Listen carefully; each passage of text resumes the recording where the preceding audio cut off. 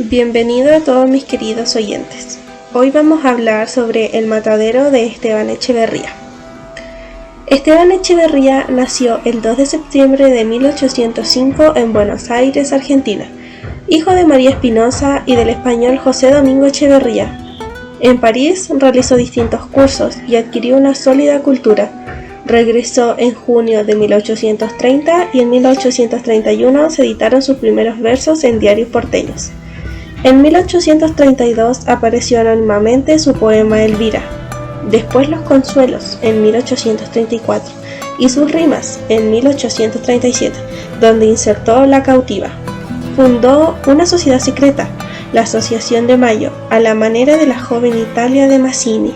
La asociación tuvo filiales en las provincias de Córdoba, Tucumán y San Juan. En sus filas militaban la mayoría de los hombres que volvieron a organizar la República después de Caseros, sobre la base de los principios expuestos en su seno por Echeverría en el dogma socialista. Falleció el 2 de abril de 1851 a los 45 años por tuberculosis. El Matadero se considera el primer relato realista, de un estilo muy diferente a otras obras del mismo autor. Fue publicado muchos años después de su muerte, 20 para ser exactos, y atribuidos a su persona. En resumen, el Matadero transcurre en la ciudad de Buenos Aires, durante la Cuaresma, una época en que la religión católica ordena ayuno y abstinencia, sobre todo de la carne. Es en este contexto que llega una gran tormenta que desborda el Río de la Plata. Esta inundación provoca la escasez de novillos en la ciudad. Buenos Aires es gobernada por el Restaurador. Sus seguidores políticos, los federales, culpan a sus opositores, los unitarios, del diluvio y la escasez de carne. La comida se encarece brutalmente y cada vez existen menos posibilidades de conseguir alimentos para subsistir en medio de la Cuaresma. La situación empeora y se produce una gran hambruna que genera muchas muertes en la ciudad.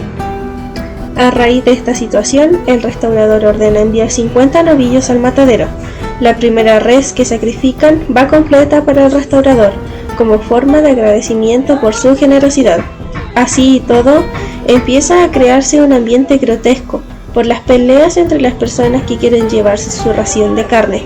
Es el juez del matadero el que debe imponer orden en reiteradas oportunidades para que las personas se controlen.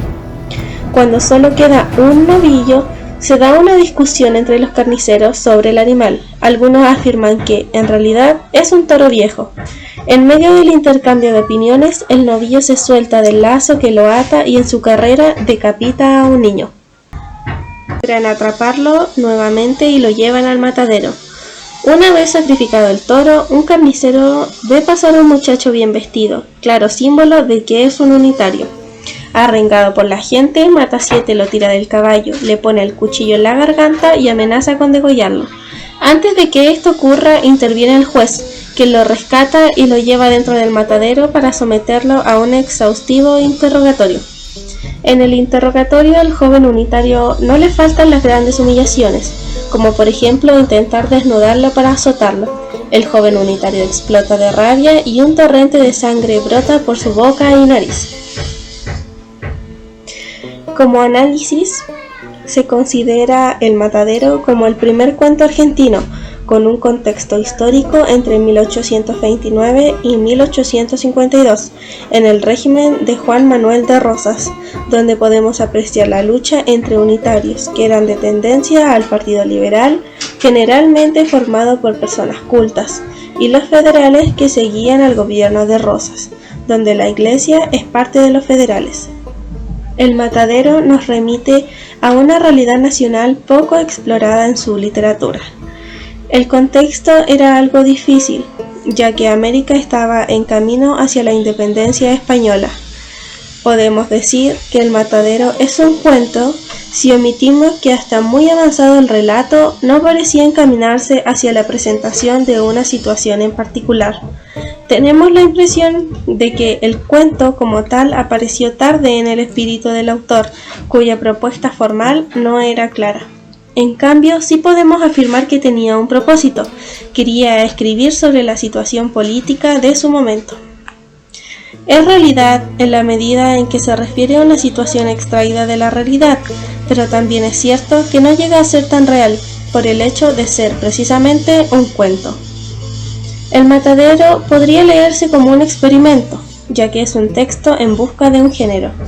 Puede leerse como un texto que habla sobre su propia forma, que reflexiona y se interroga sobre las posibilidades de su escritura para encontrar un discurso válido para su propio autor respecto a lo que se quiere contar. El autor señala: mi obra no es local, sino americana. Algunos aspectos que podemos destacar del cuento son: la referencia a la historia real como delimitación del marco en el que se va a cumplir con los fines perseguidos, historia política, social y económica dadas a entender por las descripciones ambientales. Las exigencias de datos concretos que precisan y hacen inequívoco el marco histórico. La presencia de una ironía verbal a cargo del narrador, pero que no sobresale demasiado respecto del nivel de la objetividad. Y el empleo de recursos pintorescos, que van desde la elección de un escenario curioso e insólito, fuera de lo común, hasta la presentación de sus detalles. El costumbrismo es la transmisión de historia verdadera a través de una sensibilidad que no se quiere perder. El costumbrismo de Echeverría se inspira principalmente en el costumbrismo español. A través del cuadro costumbrista del relato se distingue la intencionalidad crítica de la situación político-religiosa y el choque ideológico entre los unitarios y los federales. La narración se caracteriza por escenas frías, violentas y crudas, debido al despotismo y la anarquía. El narrador de El Matadero es de tipo omnisciente, combina dos modos narrativos, el directo y el libre, por lo que parece que habla desde dentro de sus personajes, con un tiempo de narración lineal. Ahora hablamos desde la importancia de la literatura hispanoamericana del siglo XIX. Es considerada literatura de transición. Nos permite conocer de primera fuente la crudeza de la independencia hispanoamericana, cómo vivía y padecía el pueblo, las injusticias, el poder mal utilizado en la iglesia. Estos relatos son parte de nuestra cultura y deberían tener un mayor reconocimiento dentro de la literatura. Si hablamos de los personajes del Matadero, como ya sabemos, la sociedad argentina de esa época se divide en dos grupos. Los federales son representados por personas crueles, bárbaros y brutales, estableciéndose una analogía entre estos personajes y los animales como buitres, lobos y tigres, con un gusto por la sangre, actitud depredadora y dominación por el temor y la violencia. Los personajes federales que están dentro del matadero son el carnicero, Matasiete, el restaurador y el juez. Y también tenemos a los unitarios, que son representados por personas de clase culta y amante de las luces civilizadas. Se establece una comparación entre la figura del toro que se resiste hasta el final y el joven unitario que revienta de rabia. Echeverría también describe otras figuras sociales, como a los gringos y la plebe. A los extranjeros los suele describir con burla, lo que deja entrever algo de desprecio por parte del autor. Al pueblo lo describe como inculto y hambriento. Los personajes de la plebe, como la negra y los muchachos que se entretienen en el manejo del cuchillo, son descritos como seres vulgares y fácilmente manipulables, de manera que conforman con los designios del restaurador o con los mandatos de la iglesia, y olvidan rápidamente los hechos, como sucedió con el muchacho degollado.